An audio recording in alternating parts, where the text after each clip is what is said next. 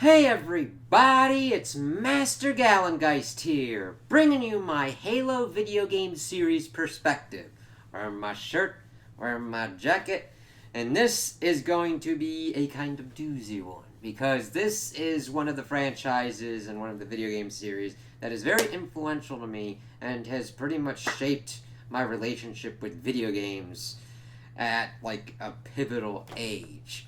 And I kind of wanted to dig into it because I dug into Resident Evil. I'm planning on doing some other ones, but this one helped shape how I view video games, how I view first-person shooters, what I kind of use as kind of a benchmark against certain things. Now, does that mean everything within this series is great? No, this jacket denotes both awesomeness and what the fuckery has occurred. But its beginnings really shaped who I was as a young gamer and what I try and view and get out of games. It helped set me to understand my standards for what kind of occurs and what I kind of like to enjoy and see in video games. So, let's show like all the shit that I've got here. Alright. Let's start with a little bit. We got original Halo for Xbox, and then its remaster on the 360.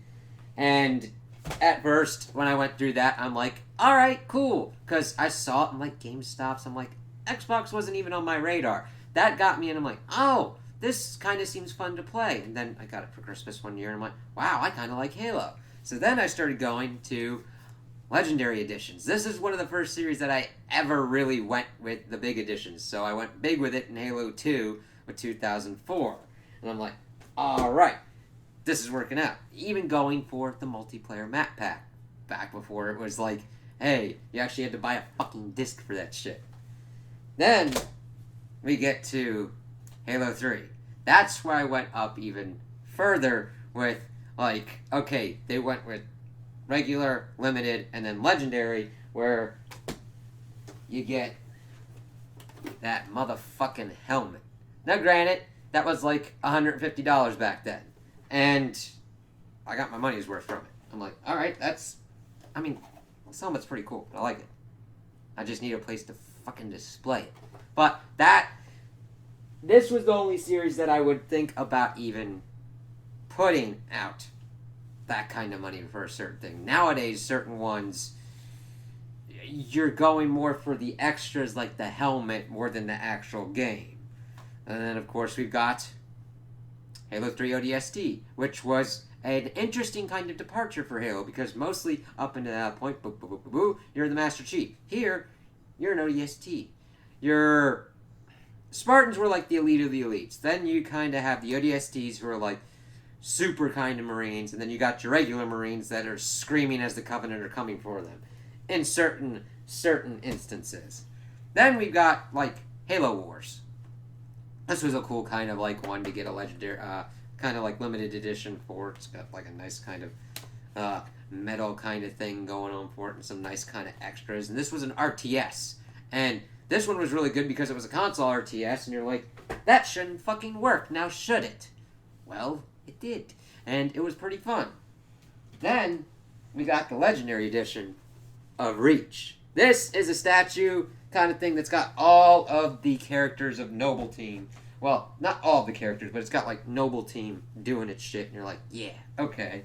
Because here's just the regular one, and this was a prequel. Now, granted, this does introduce some weird kind of problems and retcons, but overall still kind of enjoyable. But this was the last game that Bungie did, because this series put Bungie on the map for everything. And I got the limited edition of Halo 4. Nice, kind of interesting looking one. It's like, alright. Then we've got the Master Chief Collection, which has now been brought in to encompass ODST and Halo Reach, so you pretty much can play all of Halo on PC and on Xbox One. So that was a really kind of cool thing for Microsoft to do. Too bad it needed to kind of work. And we'll get into that. And I got Halo 5 Guardians Limited, this was an interesting kind of looking one. It's more kind of plastic, whatnot. It has a kind of like little metal kind of toy thing, but also kind of like cards to showcase all the different kind of team members. And of course, 4 was where 343 kind of took over, and we started getting problems. And then here is the newest one, Halo Infinite, which didn't have a legendary or limited edition. I just pre-ordered it, and Best Buy's like, here's a steel case for you. It's like, alright, cool. So, that is to pretty much showcase how I have gone through the Halo video game series. Usually, it's one of the ones where I'm like, okay, if there is a swanky-ass edition that is not fucking insanity-inducing, I usually went for it because Halo became synonymous with quality for what was going on for Microsoft. And turn of, like, Jesus Christ, I'm fucking old. Like the 2000s. Most of my video gaming experiences up until that point had been, like, with a Sega Genesis, sometimes a little bit of a Nintendo, but mainly with doing stuff with Sega before beefing up to, like, PS2, my sister getting a GameCube, and then me getting the Xbox around there, and then that was pretty much the main time that I had, like, all 3 of the big 3 around, and then, like, Sega, of course, with doing its kind of weird shit. But, as I was talking about in the beginning, I really didn't have Xbox on my radar until seeing Halo. Now, granted, I wasn't really in the age range for, like, the mature rated stuff, but I didn't get scared for it because I looked into the world and it just seemed interesting to, like, run around and understand what's kind of going on, being the Master Chief and fighting these aliens and just trying to figure out what's kind of going on with the story. And it didn't really kind of scare me as most kind of M-rated games usually would be, like, pretended as, mainly also because compared to today's standards, you do see some human blood and everything, but you mainly see more of, like, the Covenant blood and everything going on, and it's not in copious, like, gore amounts. Like, if you brought the original Halo series into today, you would not be surprised if it was probably rated T for teen. Now, granted, some M-rated games have gone completely nuts with, like, dismembering and fighting, like, freaky-ass alien babies that are shooting tentacles at you. Yes, that's the Dead Space reference, and we're gonna get to that motherfucker, too. Alright? So, look for that. There's a lot of other ones, but it's really kind of interesting because you're going through it and you're learning about it, and I didn't have any kind of preconceived notion because this was like, I had probably done some other kind of first-person shooters, but this was the first one that really got me into the genre, and I'm like, I didn't have the preconceived notion that, like, oh, you can't do a first-person shooter on a console, because I played it, and I'm like, they fucking did it.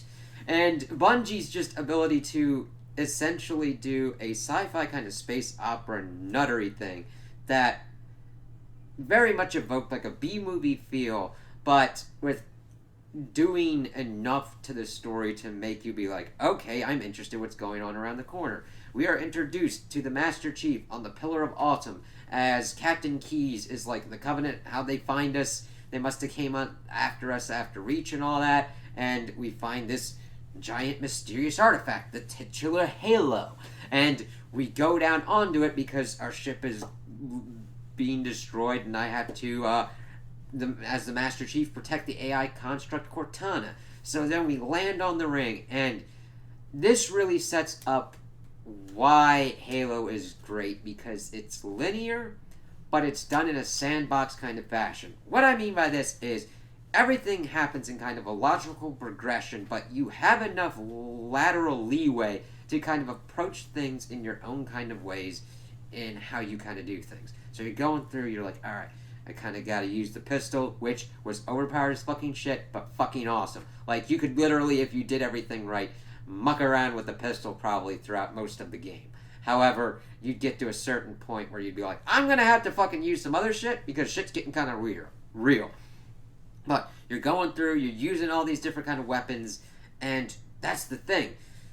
most of the weapons are pretty much viable. You can utilize them. Now, granted, some are better in certain circumstances than others, but you can utilize your human weaponry, which is like your shotgun, your pistol, your assault rifle, and you can do a lot of good stuff. You can also pick up alien weaponry, like the plasma rifle, the needler, fuel rod cannon, which kind of happened after it got ported to PC. But you're going through, you're trying to figure out how to get all your Marines, save them, going through what the fuck is this whole kind of structure, learning about the Forerunners and what it all kind of means. As you're going through, you rescue Captain Keyes, and you're just like, yeah, I'm pumping, I'm getting through this.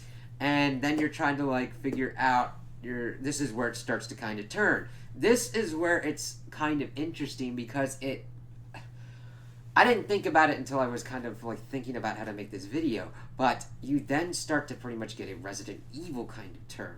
Because in Resident Evil, you're getting into the mansion and the turn is like, holy shit, you got zombies. Well, guess what, motherfuckers? We got space zombies in this motherfucker. Introducing a new faction that kind of changes up everything. It's this infection form that is called the Flood, and it's trying to consume everything throughout the cosmos, and you learn that this ring was created to stop them because their only viable way to stop this fucking threat was to starve it to death. And if it can utilize any kind of sentient kind of organic being to corrupt it, and even also use a thing called Logic Plague to corrupt artificial fucking intelligence, you gotta use a super weapon so strong that it wipes out all sentient life to starve it to death. That is a fucking fucked up thing, and you're like, wow, I gotta deal with this shit.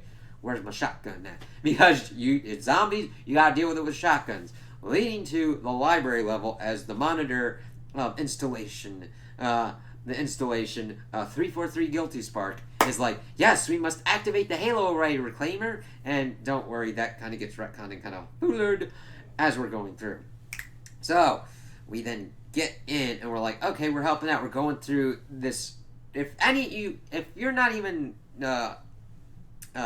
into the Halo series, when somebody like starts bringing up the library sequence, this is what they're talking about, and it's nuts. Going through, trying to figure out how to fight this fucking insanity as you're going up to get the icon to activate the Halo Array. Because at this point, you had also left Cortana within the central control room of Halo to kind of like see what's going on, and you've been cut off from her, and she's kind of pissed off when you kind of get back.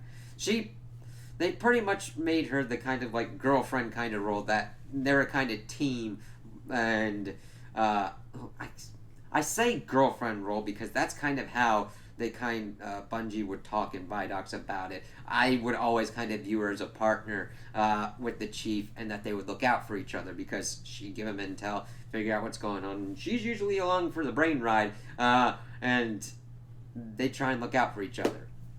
And they get that icon, they get in there, she's pissed off, she takes it.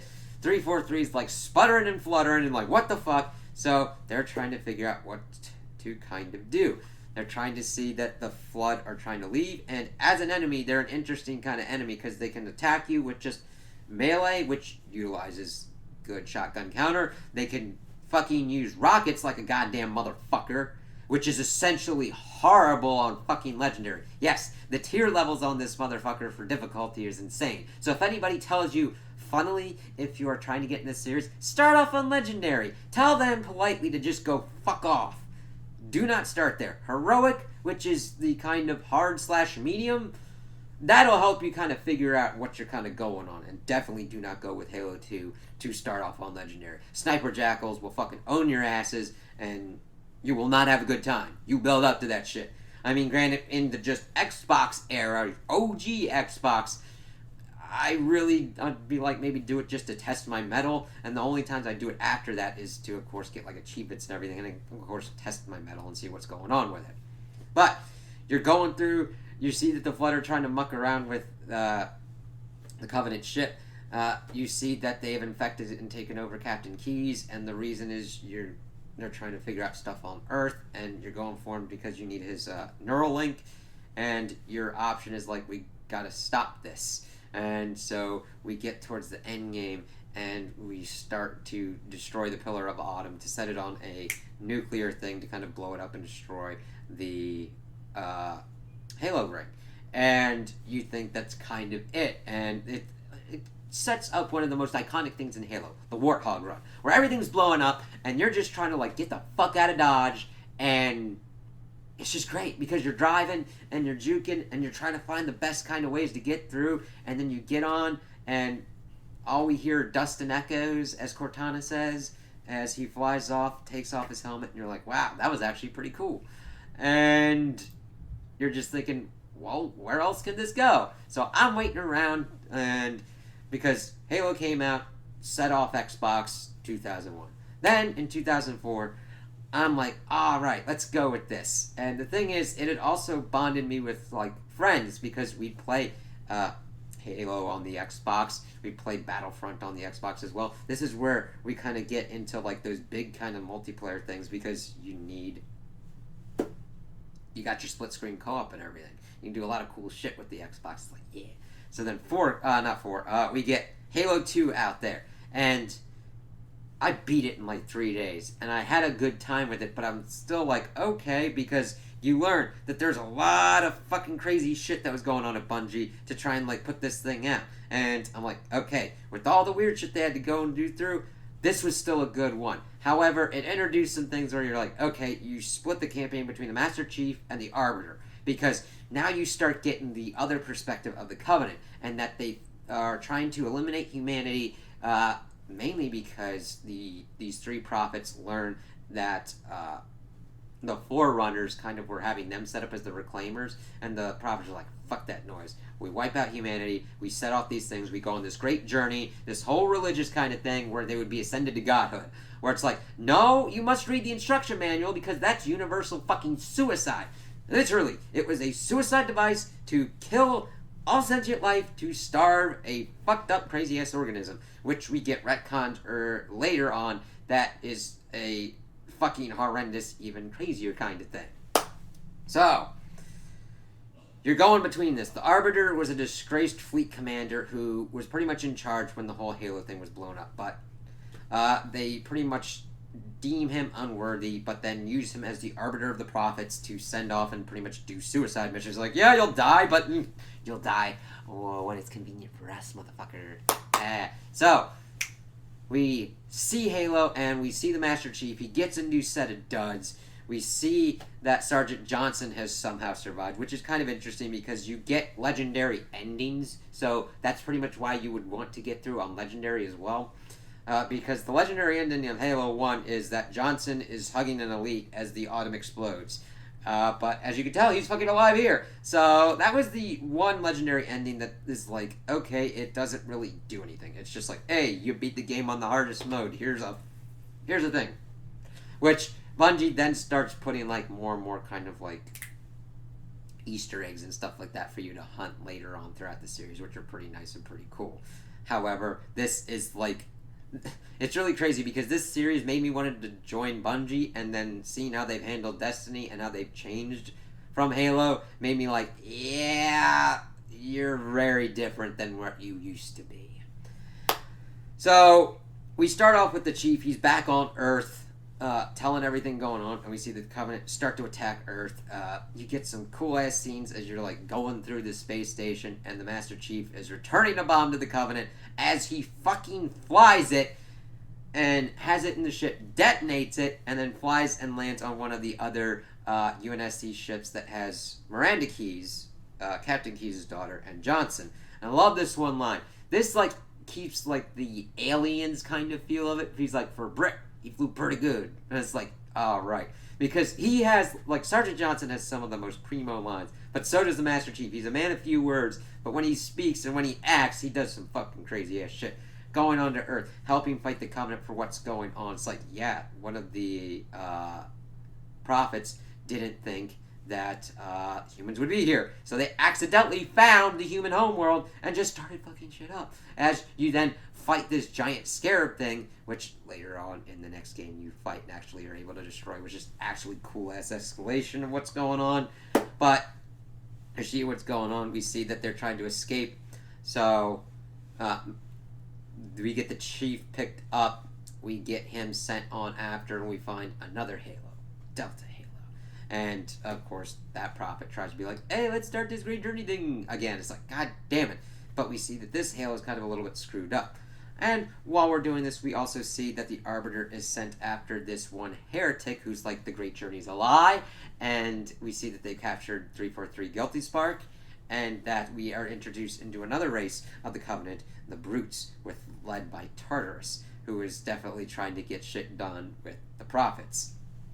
And we see that Arbiter gets brought up. He has to go after the Icon, and he gets his own library sequence, which is nutty. And also kind of cool thing introduced in this game is dual wielding. You can dual wield SMGs, dual wield needlers, flip up and do some stuff. It's nuts. Legendary mode is fucking horrendous and just nutty as shit. Sniper Jackals will fucking push your shit in like a motherfucker. So, if you're doing it, I mean, I do it solo sometimes because there's like achievements and I just like to have fun doing it. But like, usually if you're new to it or whatnot, co-op would be the best kind of way to go. And this is where it really, you got some really good stuff going on with the story, but then this is where the multiplayer really hit off. The multiplayer was good and fun in the first one, but this is where it was cemented because of Xbox Live. I didn't get into Xbox Live with Halo until like 360, and some guys got me in, and it was great. Just, it's different. I know there's nostalgia talking, and there's always going to be an amount of nostalgia no matter what, because people will be like, oh, you're only liking it because it's old. And then you could also counterpoint, you're only liking certain things because it's new, but certain things form you on certain ways.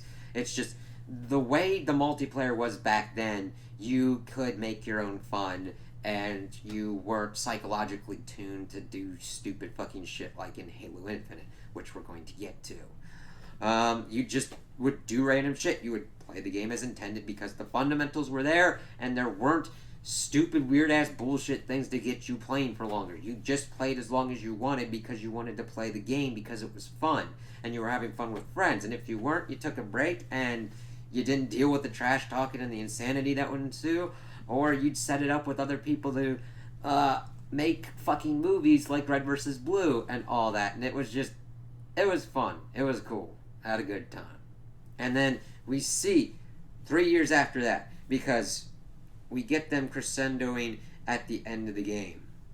And it is kind of like anticlimactic, kind of like, this is where we end it. We've been waiting since 2001, and this is the cliffhanger, because we see that the Chief and the Arbiter get back together because the Icon was gotten for Delta Halo, and they're getting ready to set it alight. And we are introduced to the Grave Mine, which is this combination of disgusting, like, other flood forms, which is like, listen, it talks in like riddles and shit of like, this mind is like on bone and faith and has its mind diluted, whereas this one like as talking about the difference of like the Arbiter and the Chief. One is like bone and flesh and has his mind concluded. One is born of faith and has his mind diluted in regards to the Arbiter. And then he's able to like info dump some stuff from his monitor. Be like, yeah, the Great Journey and your Godhood Ascension are the same thing. And then he sends them into two different kind of places to stop them. Chief going to High Charity, the floating Covenant city, to kind of stop what's going on because Truth is going for this Forerunner ship that's in the middle of there. And he's going to Earth to do what knows what, and we hear the Chief's final line of like, it's like this Admiral Hood is like, Chief, what are you doing here, sir? Finishing this fight. And then that's where it's ending. It's like, what? Because we'd also had a boss battle with Tartarus, with the Arbiter, to stop the whole kind of Halo array thing firing off, as Miranda Keyes was able to grab the Icon, but it puts all the arrays on standby to be remote fired from the Ark. It's like, we'll have to kind of see what goes on with that.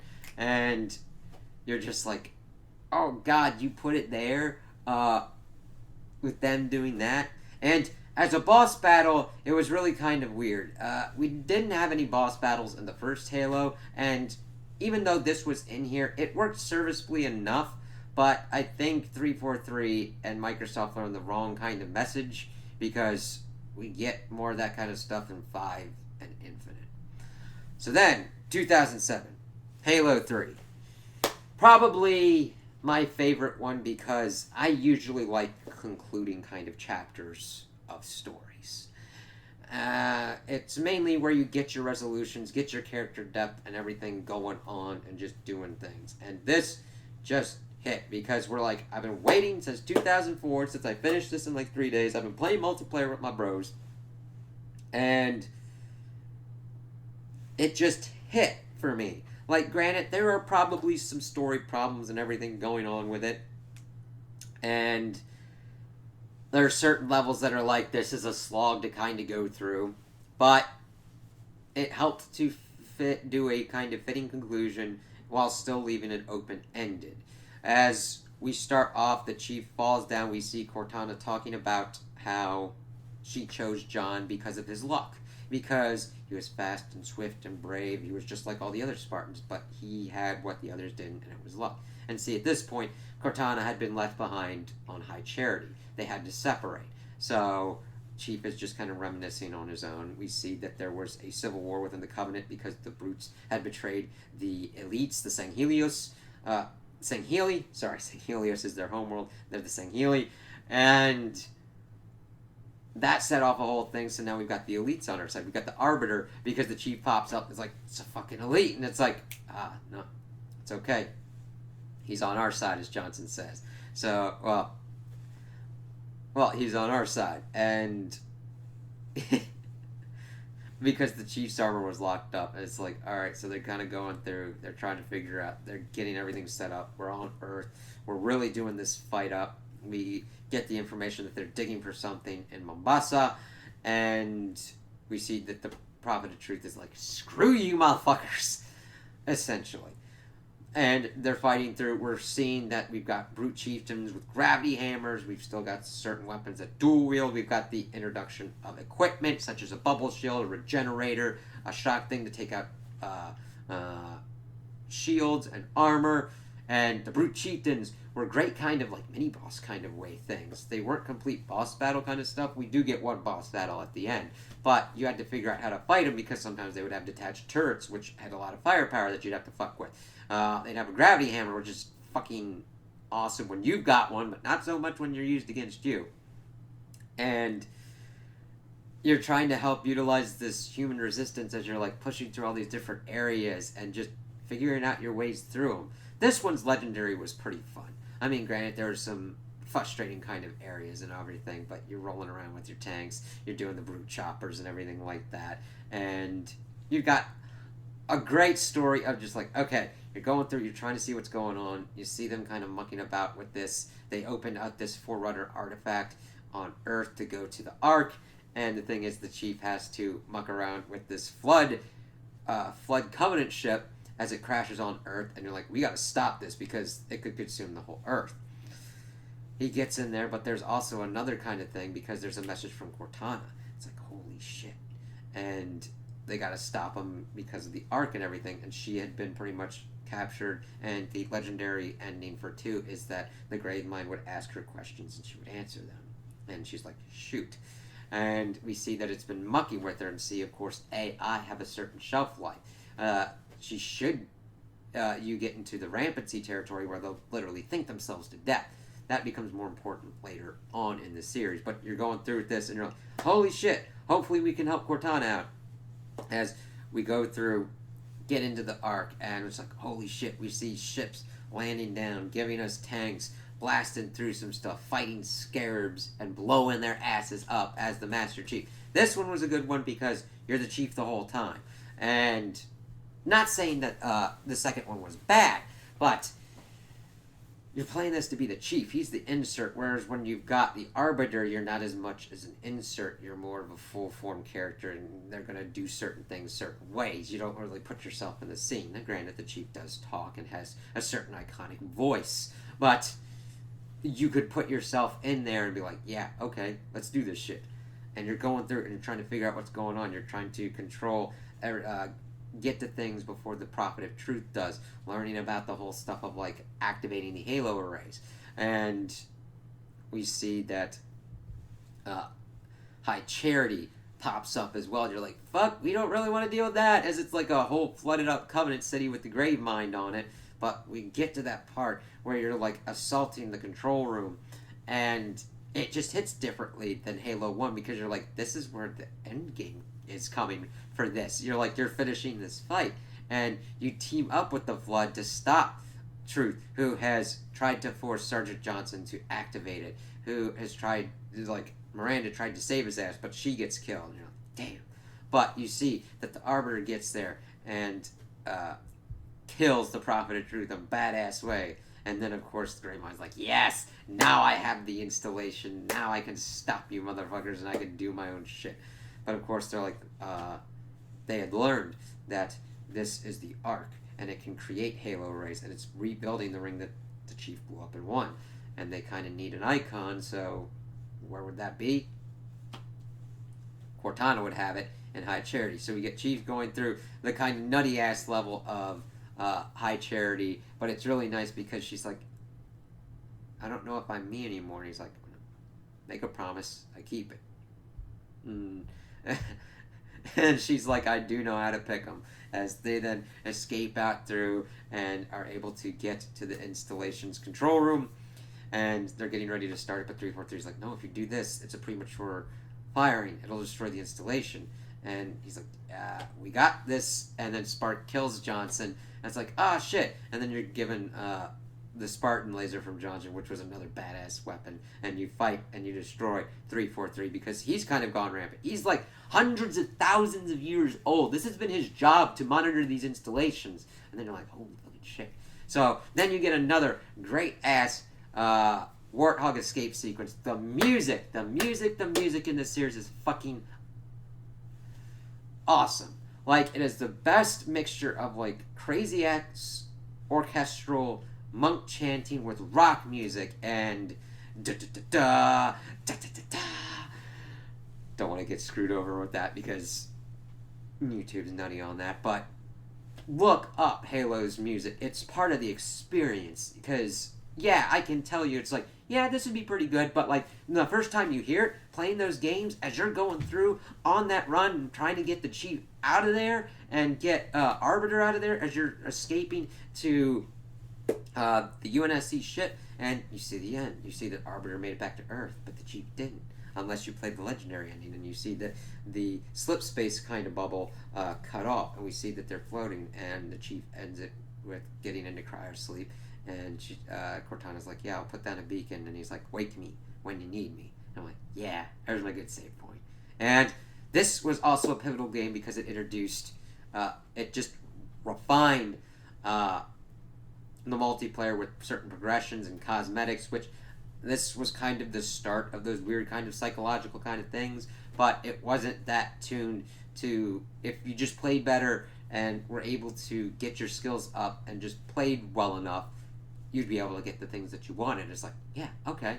You got Forge mode where you can create your own fucking maps and your own game modes, like Griffball with fucking gravity hammers, zombies, fucking theater mode where you can like see crazy ass shit. It just really also helped those making machinima and everything like that. It was a great package and a great kind of send-off. We then get ODST, which is kind of like DLC to Halo 3, made within the same engine, still its own kind of same game, but it's a noir kind of mystery, as you're an ODST, the rookie, who's been separated from his group, and you're trying to piece everything together. And normally, I'm not really that much into non-linear storytelling, but you're at this kind of end point, and then you're like going around the streets of New Mombasa, fighting Covenant, but you're not a super soldier. You don't have the energy shields of the Chief to like regenerate and be like, I'm gonna push your fucking shit in.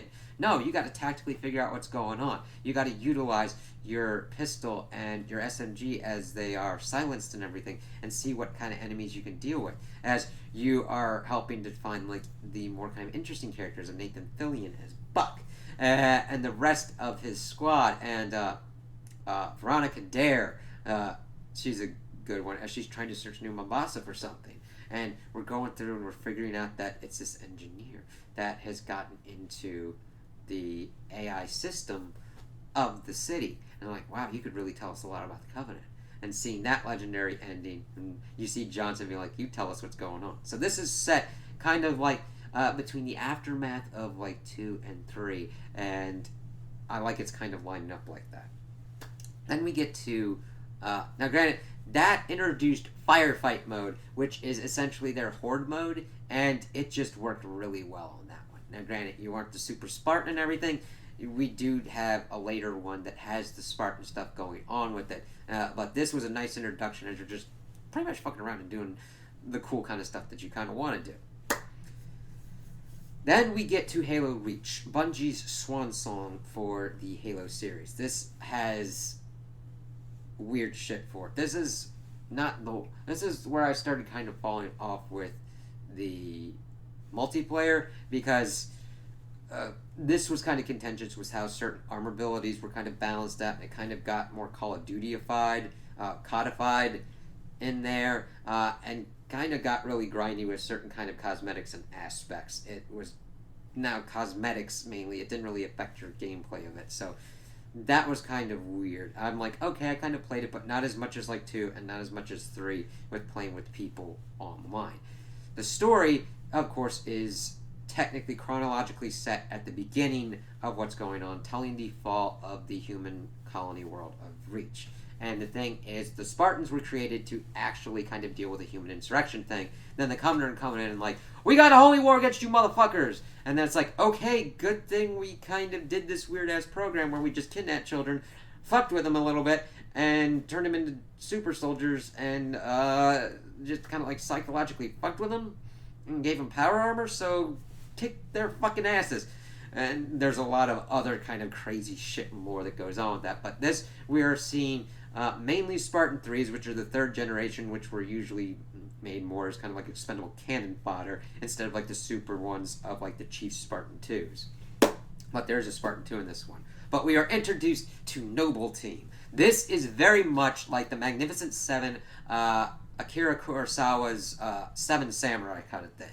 And that really works in this favor. However, certain characters do not get the complete spotlight that they really could, and are kind of like not as deep as they could be. But you are your Noble Six. You're put onto this team because they had a hole to fill, and you can be male or female. And the choice really doesn't affect much, except of course for your insert.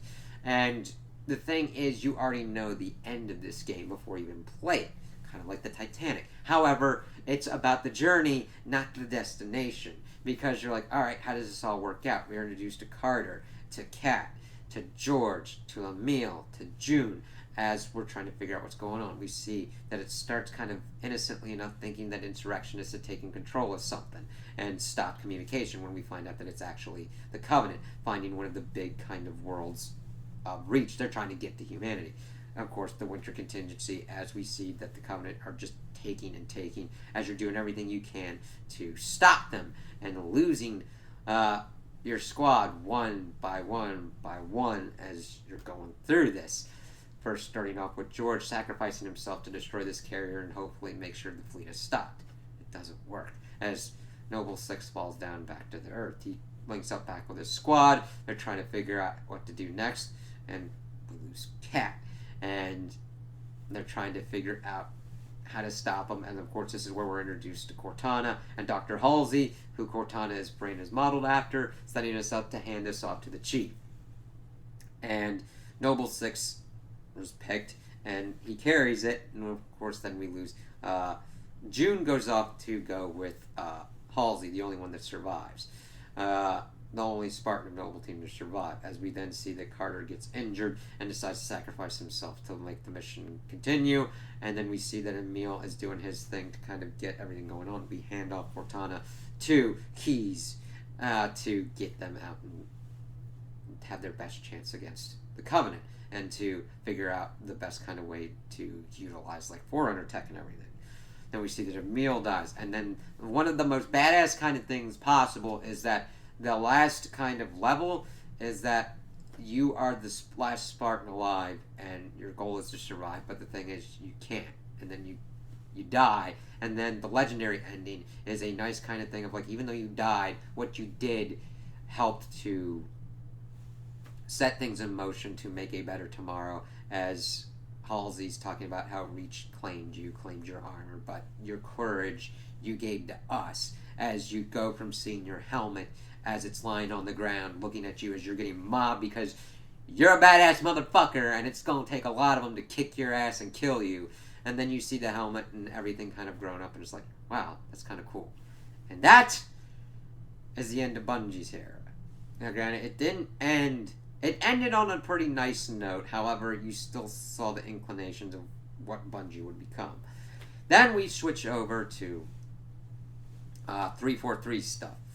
We also had Halo Wars that popped up in there, which was a nice RTS set further into kind of like a prequel kind of territory, as we see earlier kind of Spartans and you're dealing with the Covenant doing some crazy ass shit. But that's more of the kind of RTS stuff, which worked for me. I had fun with that and playing online and playing with my friends with that one. That was interesting to get some kind of lore and everything like that. 2012 is where we get Halo 4. And this wasn't a horrendous start to 343's. I could have accepted what was going on. However, I don't think they ever had a good enough plan to kind of deal with what's going on. So, Chief wakes up and in kind of different armor. It's kind of hand waved away. It's like, oh, Cortana's was tinkering it around with it and used nanites and all that stuff. It's like, you just change the art style drastically from this to something completely that's like, alright, you could have just like had him start out like this and kind of go from there and eventually get that armor, but no, they didn't. So, it handles a little bit differently than other Halo games. Still not as... It's not horrendous, but you could definitely tell, because even though each kind of game was a next kind of building, it still had that kind of fluidity of movement and of how the guns worked, even though they were different guns and sometimes different kind of tech utilized. This, it was just like, okay, you're trying to figure out the gun sandbox, where the other ones you didn't really have to do that much. Here you got your humans, your Covenant, and then the Prometheans, because you learn, hey, the Forerunners, they're not all dead. It's like, what? So this is where it kind of gets kind of messy. We start learning in the lore that, like, the Flood is technically the precursors. The precursors were going to be like, yeah, the mantle of responsibility for, like, all life, we're not going to give that to the Forerunners. We're going to give that to the humans. The Forerunners, like, eat my ass. Started pretty much a war to wipe them out. They pretty much got to an end game point. It's like, alright, we're going to recombine our stuff and turn into this kind of floaty thing and just, like, fuck your shit up like an eldritch monstrosity. And that pretty much shows that there's some animosity with the Forerunners towards humans. Not all of them, mind you. We are introduced to, like, the Librarian and the Didact in this. The Librarian is not as... She's trying to help humanity and help other kind of life, and she helps John, the Master Chief, in this game. And the Didact is the main kind of villain who they really don't do much with and is mainly fucked with in a comic book. Thank you, 343. As you can see. But the Chief wakes up, figures out they're getting sucked into the Shield World Requiem. They're trying to kind of figure out, and because of plot dictating shit, they wake up the Didact as this Infinity ship pops up. And the captain's like, fuck you, Chief. We pretty much get this dude being like hostile because they want him to be hostile towards the Chief, before his Lieutenant Lasky dude kind of like does a mutiny on his ass and takes over because the Chief like goes out like, I need to stop the Didact. This is not good. As we learn about the Prometheans and this thing called the Composer, which can digitize pretty much sentient life into pretty much the Promethean things. And oh god, they are not fun to fight. They're kind of bullet spongy, and just their weapons are like, okay. They don't introduce much into the sandbox, and they don't really have much of a kind of oomph factor to them. Multiplayer was kind of okay. I didn't really like have... Again, this started the precipitous kind of decline of where they really kind of fuck with how multiplayer works, in my opinion, where it's not like, hey, just play multiplayer with people and just play the game for fun, and you'll play it for a while. Whereas this, they're like trying to artificially be like, you need to play this game like a fuck ton. Now granted, that isn't here at this point, but that has happened in Infinite. Okay? Again, get to that. So, we're kind of going through, we're trying to fuck with the Didact, Cortana's going nuts as her rampancy is kind of going around, and she's like, oh shit, she can't really control herself. She's got too much data. She's interacting with too many things. She's kind of thinking herself into kind of like crazy kind of spots, but the Chief's trying to help her as much as possible. And they get to the point, and Cortana sacrifices herself to help the Chief kind of end the Didact because he's gotten the composure, he's gotten to Earth. Now that kind of flying segment that we had towards the end was actually pretty cool. And we do get an endgame thing, the Legendary Edition, where we see the Chief's face kind of as he's reminiscing on who he's talking to Lasky, and he's like, my job was to protect her, and I failed. And Lasky's trying to listen. I'm still trying to figure out who is the human and who is the machine between you and Cortana, and that would have been an interesting kind of thing to have like John try and figure that kind of stuff out. However, we then go to Halo 5, which has interesting kind of stuff with like the multiplayer with this Warzone, which was PvPvE stuff going on, but I really didn't play that much. And the campaign, you're thinking, okay, the Chief's gone rogue. Why is he gone rogue? All right, let's see how this kind of works out. And you played the least amount of Chief in this, especially since they're setting up two teams. You got Chief with Blue Team, which has other Spartan 2s on it, and Osiris Team with Locke, Buck, and some other kind of characters. And you're just like, alright. Val and Tanaka, I think. But you spend most of the time with Osiris Team, and it's like they don't do enough work to kind of set everything up to work out. Because it essentially delves into, instead of trying to figure out stuff with the Forerunners and have the Master Chief kind of delve into this whole personal matter of who he is without Cortana and what that kind of means. It then goes that Cortana didn't die. She got into the domain, which is like the super kind of like internet cat porn stash of the Forerunners. Granted, I'm just being facetious with the cat porn stash. It's like the biggest kind of repository of shit that the Forerunner have. It even predated them and was mainly then more attributed to the precursors, but we don't even know if it could potentially go further than that if 343 wants to retcon this shit. But her rampancy is cured, and she's like, we are the AI, we are now the Reclaimers, we will take care of all the creators who created us. Yeah.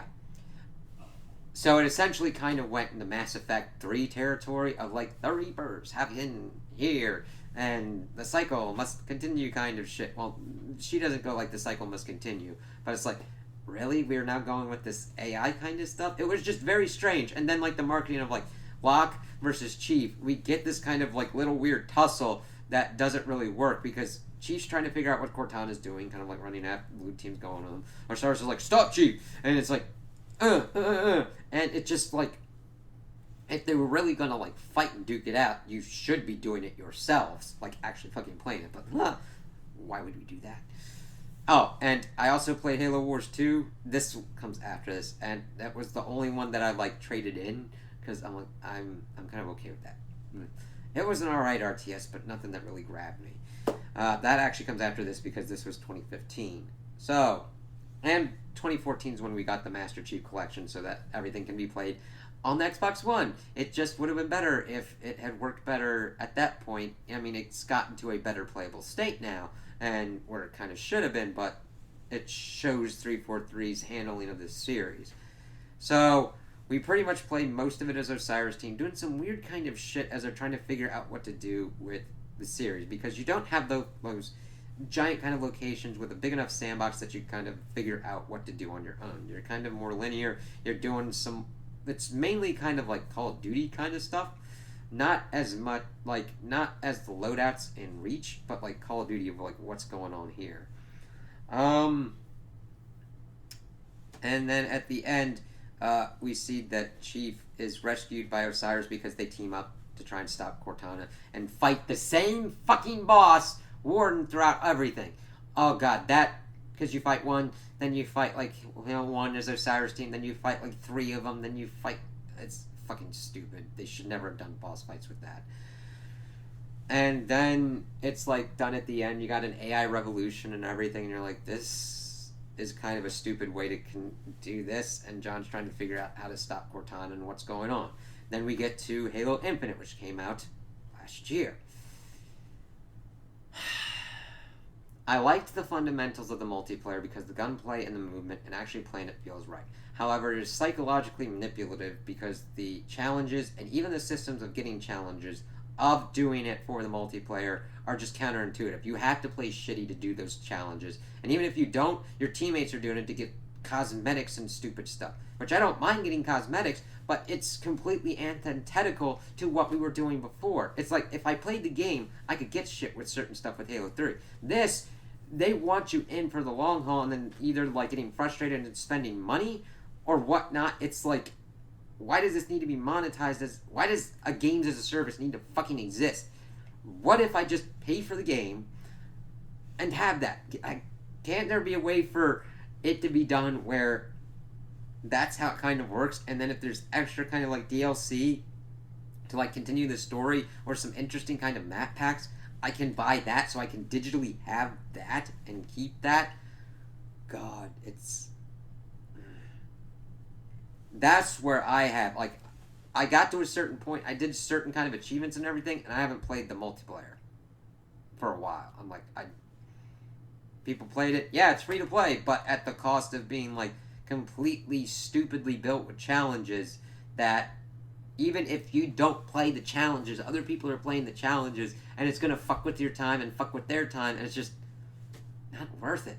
And then we get the campaign, which completely nukes the story that we got from the other one, and instead puts a new story in, so you don't even really get a conclusion. You see the Chief pretty much, they bring in Atriox from fucking Halo Wars 2 to be like, hey, I beat the Chief's ass, is like pretty much kill him. But then like months pass by, and then we see that like he was supposedly killed by Cortana, and Cortana was killed as well by this thing called the Weapon, which is just a copy of her that becomes the new Cortana. And I like how they explore the Chief dealing with Cortana's death in this, and exploring it with the pilot and the weapon. It's just everything of playing gameplay wise doesn't fit up to the quality of past Halos.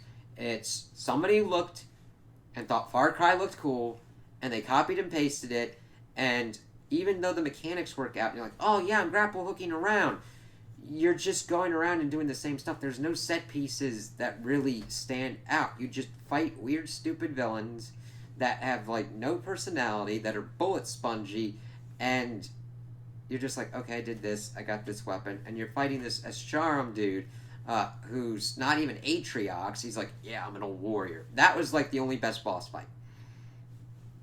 Straight up. And I'm just like, alright, everything else was just Far Cry, do this point, do this point. And there's nothing for me to like point out, look, there's no Warthog run from like Halo 1 or Halo 3. There's no me going into this Forerunner structure and beating the shit out of this Prophet to kill it. There's no me fighting in the library of the first Halo. There's no me fighting through the library as the Arbiter. There's no me taking out two Scarabs in the assault as we go to fight and stop Truth from firing the Halo arrays. Yeah, I just don't get much from 343 with this. I've gone from like, yeah, these are the great things, to me being like, I will just see the DLC for Infinite. And then we're introduced to another thing, the Harbinger, which is evidently a race of people that could survive the Halo arrays, and were even more freaked out the Forerunners more. It's like, why did this retcon happen? And then you kill her at the end, and we send the stuff to our people. It's just, wow. There is a way to conclude a story without having to leave it completely and utterly open. There can be conclusion and closure while still leaving it open enough for stories to continue in the universe. And 343 doesn't know how to do that. Bungie stuff did. Now granted, there are certain things that were popped up and plopped out on certain things that like fuck around with the lore, with retcons and shit. However, with Halo 3, you got the conclusion of the Covenant and the Flood, and that was done with the Chief. He's like, wake me when you need me, and that's pretty much great. I could still even include 4 into that, where he's like trying to deal with Cortana stuff, and then everything else plan-wise was just like, what? I needed another game before Infinite to just have that conclusion, so that way we could have a new thing of what was ever going on. And if you're going to go past the Chief, you'd probably have to kill him. Like, continue the Halo franchise without the Master Chief. If you're gonna try and do like a new Spartan kind of team or whatnot, I mean, I don't like saying character deaths are necessary. I would like to see him retire and what challenges you would have to do for doing that. That would be well written. That would be my personal kind of preference. But if 343 or Microsoft wanted to ever go past that, they'd have to take him out, because there's just like, hey, I don't mind you experimenting, and I don't mind you like changing it up, but I've played Far Cry, and it's done better than this, and if I wanted to play Far Cry, I'd play Far Cry. This doesn't really feel that well for Halo, because the weapons are like, they're okay. Nothing ever pops out to me like the pistol, battle rifle, sniper rifle, shotgun, all the classical weapons of Halo. And the banished weapons are just not really good, and they just don't really appeal to me. If you like them, cool. If you like 343 stuff, that's cool. It's just not for me, man. And it's taken my love for this series to the point where I'm like, I won't immediately go buy a new Halo game. And that hurts to say, because this franchise does mean a lot to me. I mean, I've got Game Pass Ultimate, so I could have just waited for it, but I'm like, okay, I've been hearing good things. I've liked what the multiplayer's gone on, and then after that, they just start doing their shit, and it's like, alright, 343, I don't think is a good fit for handling the Halo franchise. And you can disagree with me on that. That's cool. I'm fine with that. If you like it, support them. Buy their games. Show them that you like what they're doing. Tell them what they're doing right and tell them what they're doing wrong. And I've given them 3 games, 3 mainline Halo games, and I'm just like, alright, I'll just play it on Game Pass or whatnot. Yeah. Man, that was a lot. I had to get through a lot of stuff, man. But yeah, if you need any more kind of like specifics or want me to deep dive or any one of these games and get more into like Halo Infinite of like why there's like no moments. I mean, yeah, you got your grapple hook and stuff, but most of the stuff just doesn't like hit as much as it should.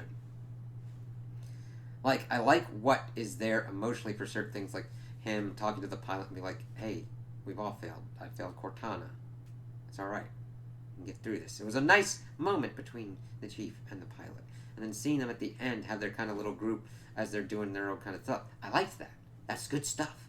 However, if I get bored by the gameplay and just don't really like interacting with the game, that's a problem, because then I'd just be like, hey, why can't I have just a movie or whatnot?